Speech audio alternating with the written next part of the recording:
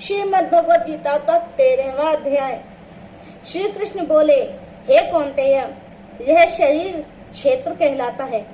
इसके जानने वाले को क्षेत्रज्ञ कहते हैं। संपूर्ण क्षेत्र में क्षेत्रज्ञ मुझे जान। क्षेत्र और क्षेत्रज्ञ का जो ज्ञान है, मेरे मत से वही ज्ञान है। यह क्षेत्र कैसे रूप का है, उसमें कौन कौन विकार होते हैं, उसकी उत्पत्ति किस प्रकार से हुई और क्षेत्र का क्या प्रभाव है, इत्यादि बातें संक्षेप में कहता हूँ, सुनो। अनेक ऋषियों ने अनेक प्रकार के छंदों में इसको बताया है। वेदों में भी पृथक पृथक वर्णन किया है और हेतु वाले ब्रह्मसूत्र पदों में विशेष करके भी यह ज्ञान निश्चय किया गया है। पंच महाभूत, अहंकार, बुद्धि, अव्यक्त प्रकृति, 10 इंद्रियां, मन तथा 5 इंद्रियों के विषय तथा इच्छा, द्वेष, सुख दुख, संधात, चेतना, धृति, इनके समूह संक्षेप में क्षेत्र और क्षेत्रज्ञ के यही विकार हैं।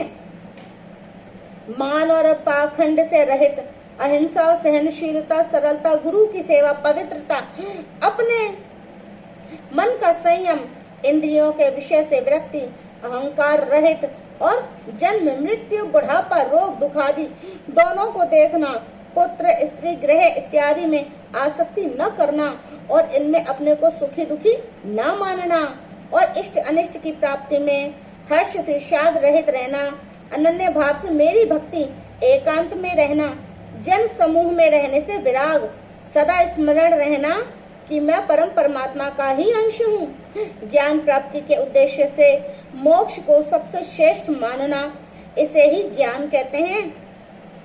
इससे जो भिन्न है वह अज्ञान है।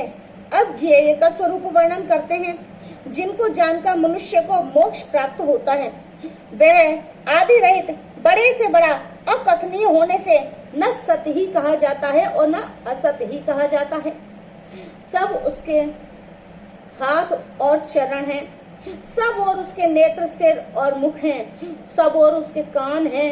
वह सब इंद्रियों के गुणों का प्रकाश है, पर उसकी कोई इंद्रिय नहीं है, जिसको किसी से आसक्ति नहीं है, पर जो सबका आधार है, जो स्वयं निर्गुण होने पर भी गुणों को भोगता है, जो सब भूतों के बाहर भी है, भीतर भी है, चर भी है, अचर भी है, जो अत्यंत सूक्ष्म होने के कारण जाना नहीं जाता, जो दूर भी है, निकट भी है, जिसके विभाग नहीं होते, पर जो भिन्न भिन्न भागों में विभक्त है, समान रहता है, समस्त भूतों का पालन, नाश और उत्पन्न करने वाला वही ज्ञेय है।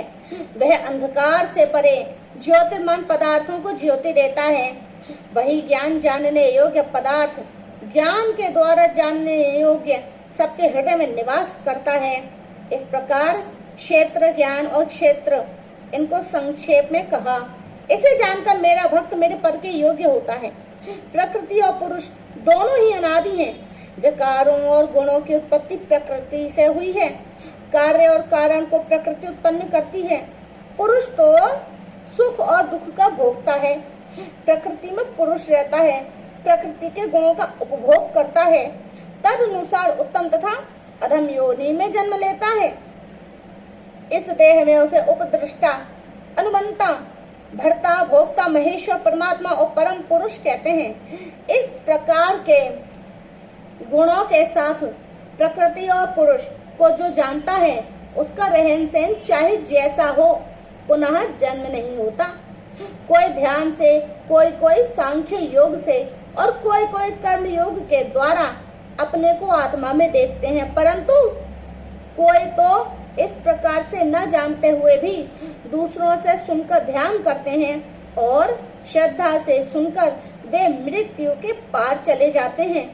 हे अर्जुन, स्थावर या जंगम सब प्राणी क्षेत्र और क्षेत्रज्ञ के संयोग से ही होते हैं।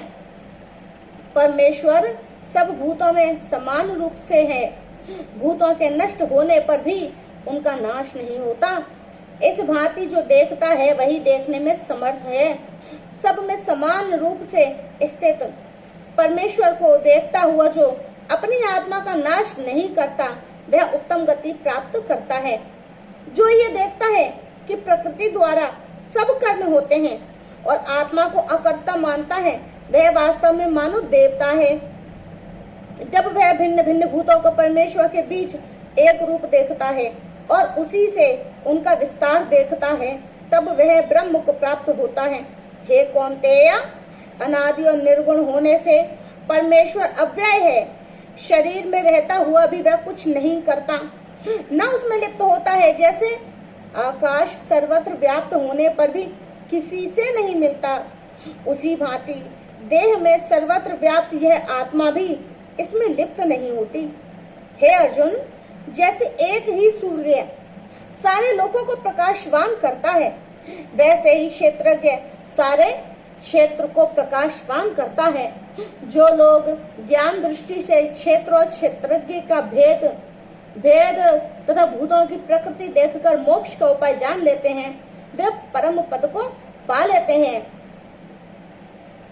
13वें अध्याय का महात्म्य। श्री नारायण जी बोले, हे लक्ष्मी, अब 13वें अध्याय का महात्म्य सुन। दक्षिण देश में हरिनाम नगर था। वहां एक व्याभिचारिणी स्त्री रहती थी। एक दिन एक पुरुष को उसने वचन दिया कि अमुक स्थान में मैं तेरे पास आऊंगी, तुम वहां चले आओ। वह पुरुष किसी और वन में चला गया। वह स्त्री ढूंढती ढूंढती हैरान हो गई, पर मनुष्य न मिला। सांझ पड़ गई। गणिका प्रीतम का नाम लेकर पुकारने लगी। इतने में वह पुरुष भी मिल गया। दोनों प्रसन्न होकर बैठे। इतने में एक शेर आया और गणिका को खा लिया। तब देवदूत धर्मराज के पास ले गए गणिका को। और धर्मराज ने हुक्म दिया, इसको चांडालिनी का जन्म दो। श्री नारायण जी कहते हैं, हे लक्ष्मी, उसने गणिका की देह त्याग कर चांडाली की देह पाई। कई दिन पीछे एक दिन नर्मदा नदी के तट पर चलती थी। वहां क्या देखा कि एक साधु गीता जी के 13वें अध्याय का पाठ कर रहा है। उसने सुन लिया। जब अध्याय पढ़ के भोग पाया, चांडाली के प्राण छूट गए। देवदेही पाई।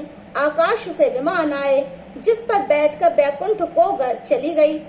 तब श्री नारायण जी ने कहा, हे लक्ष्मी, यह 13वें अध्याय का महात्म्य है। जो प्रीति के साथ पढ़ते हैं उनका फल कहा नहीं जाता। अजान कर पढ़ने से भी परम धाम की प्राप्ति होती है।